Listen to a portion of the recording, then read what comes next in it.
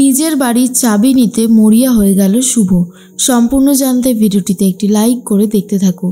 গল্পের শুরুতেই দেখা যায় শুভরা সবাই মিলে ইন্ডিয়াতে ফিরে এসেছে আর তারপরে চলে গেছে পিসি ঠাম্মার বাড়িতে। কিন্তু সেখানে গিয়ে দেখে বাড়িতে তালা ঝোলানো। আর ঠিক তখনই রঞ্জিনী বলে, যা শুভ, আমরা যার ভরসা এলাম এখন তো দেখছি তার বাড়ির সামনেই বড় একটা তালা ঝোলানো রয়েছে, এবার কি হবে? শুভ তখন বলে, দেখছি কি করা যায়। আশেপাশে দুজন লোক ছিল, তাদেরকে জিজ্ঞাসা করে যে আচ্ছা এই বাড়িতে যিনি থাকেন তিনি কোথায় গেছে বলতে পারবেন? তখন তারা বলে, ওই পিসিমা, বাপ রে, উনি যা মানুষ, উনি তো মানুষকে সহ্যই করতে পারে না, একটুখানি ছোঁয়া লাগলে যা করতে থাকে না, বাপ রে, আমরা তো ওনাকে ভীষণই ভয় পাই। তখনই আদি বলে, শুভ কি হয়েছে বলো তো, কি ভাবছো এত? শুভ তখন বলে, এটাই ভাবছি যে আমরা যে চলে এলাম কোনো ভুল করলাম না তো? আমার দিকে তাকিয়ে এতগুলো মানুষ এখানে এসেছে, খুব নার্ভাস লাগছে আদি। তখনই আদি বলে, শুভ তুমি কখনো ভুল করতে পারো? তুমি কখনো কোনো ভুল করতে পারো না, আর তোমাকে তো আমি জানি তুমি কখনো ভুল করোই নি। দেখো আমরা একটু অপেক্ষা করি, দেখাই যাক না শেষ পর্যন্ত কি হয়। এদিকে এক এক করে সবাই ঘুরতে বেরিয়ে পড়ে। আর ঠিক তখনই ডোনা ঠিক করে এটাই হচ্ছে সেই সময় যখন মোহনাকে ফোন করে খবরগুলো দিতে হবে। এরপর ডোনা ফোন করেছে মোহনাকে, আর মোহনা তখন বলে, বলো ডোনা, কি খবর আছে? ডোনা তখন বলে, আমরা তো ইন্ডিয়াতে চলে এসেছি, পিসি ঠাম্মার বাড়ির সামনেই দাঁড়িয়ে আছি, কিন্তু এখানে বড় একটা গেটে তালা ঝুলছে। এখনো পর্যন্ত কি হবে, কি করতে চলেছে শুভদি, সেটা বুঝতে পারছি না। মোহনা বলে, শোনো, তুমি যত শুভর দিকে ধ্যান দেবে তোমার ভবিষ্যৎ তত বেশি উজ্জ্বল হবে, কথাটা ভালো করে মাথায় রেখো কিন্তু। এর মধ্যেই পিসি ঠাম্মা চলে এসেছে।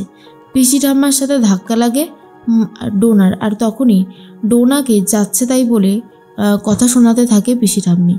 আর না চিনেই পিসি ঠাম্মিকেও ইংলিশে অনেক বেশি কথা শুনিয়ে দেয় ডোনা।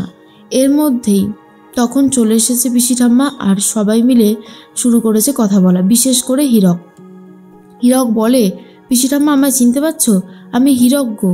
তখনই পিসি ঠাম্মা বলে, আচ্ছা এইবারে বুঝতে পেরেছি, তোমরা হঠাৎ করে দলবল নিয়ে এখানে এসেছো কেন? শুভ তখন বলে, আসলে আমাদের কিছু দরকারি কথা আছে যেগুলো না বললেই নয়, তাই আমরা এখানে এসেছি। এরপরে পিসি ঠাম্মা বলে, বুঝেছি, তো এখানে দাঁড়িয়ে থেকে আর কি হবে, সেই যখন পড়েছো ভেতরে চলো। এরপর শুভ আর বাকি সবাই ভেতরে যায়, আর সেখানে গিয়ে কথা বলতে শুরু করে। শুভ তখন বলে যে আমরা দাদুর বাবার যে বাড়িটা রয়েছে সেটার চাবিটা চাইছি। শুনেই তো পিসি ঠাম্মা অনেক বেশি রেগে যায় আর বলে, ওই বাড়ি আমার বাবার, ওই বাড়ি আমি কেন দেব? তোমার দাদু তো ড্যাং ড্যাং করতে করতে বিদেশে চলে গেল, সে এখন আবার ফিরে আসতেই বা চাইছে কেন? এটাই তো বুঝতে পারছি না। তখনই শুভ বলে, আমি জানি পিসি ঠাম্মা, তোমাদের খুবই অভিমান হয়েছিল দাদু বিদেশে চলে গেছিল বলে, কিন্তু এখন তো সে পাকাপাকি এখানে ফিরতে চাইছে, তাহলে অসুবিধাটা কোথায় আছে? আমার মনে হয় চাবিটা যখন চাইছি তোমার দিয়ে দেওয়াটাই উচিত। কিন্তু পিসি ঠাম্মা কোনোভাবেই চাবি দিতে চায় না। এরপর শুভ বলে, আমাদের তো আর কোথাও যাওয়ার জায়গা নেই গো, আমাদেরকে তো এখানেই থাকতে হবে, তাই তুমি যত তাড়াতাড়ি সম্ভব চাবিটা আমাদের দিয়ে দেওয়ার ব্যবস্থা করো। সে তখন বলে, আমি কি আঁচলে চাবি নিয়ে সবসময় ঘুরি? ওই চাবি কোথায় আছে আমি জানি না। হীরক বলে, আচ্ছা তুমি এরকম করছো কেন বলো তো? তোমার কি আমাদের আইডেন্টিটি নিয়ে কোনো সমস্যা হচ্ছে? শুভ তখন বলে, আমি পাসপোর্ট দেখাচ্ছি তাহলে। তখন পিসি ঠাম্মা বলে, ওসব দেখে আমি কি করব? আমার ওসব কিচ্ছু চাই না, আর তার থেকেও বড় কথা ওই বাড়ির চাবি আমি দেব না। শুভ ভাবে এই রকমভাবে হবে না, পিসি ঠাম্মাকে বুঝিয়ে সুঝিয়ে চাবিটা নিতে হবে। সবাই তো পিসি ঠাম্মার বাড়িতেই থেকে যাওয়ার কথা বলে, আর পিসি ঠাম্মা শুভদেরকে থাকার পারমিশন দিয়ে দেয়। এরপরেই সন্ধে হতেই শুভ সন্ধে আরতি করতে থাকে পিসি ঠাম্মার ঠাকুর ঘরে, যা দেখার পরে পিসি ঠাম্মা প্রচণ্ড রেগে যায় আর তড়িঘড়ি করে এসে বলে, কি ব্যাপার কি, হ্যাঁ তোমার সাহস হয় কি করে যে তুমি আমার ঠাকুর ঘরে ঢুকে পুজো দিচ্ছ? তখনই শুভ বলে, আমি তো বিদেশেও এটাই করতাম পিসি ঠাম্মা, কেন? আমি কি কোনো অন্যায় করে ফেলেছি? পিসি ঠাম্মা বলে, অবশ্যই করেছো, তুমি হলে এই বাড়ির আত্মীয়, আর তুমি এই বাড়ির সদস্য হওয়ার চেষ্টা করো না, সেটা হলে কিন্তু আমি কোনোভাবেই মেনে নেব না, বুঝতে পেরেছো?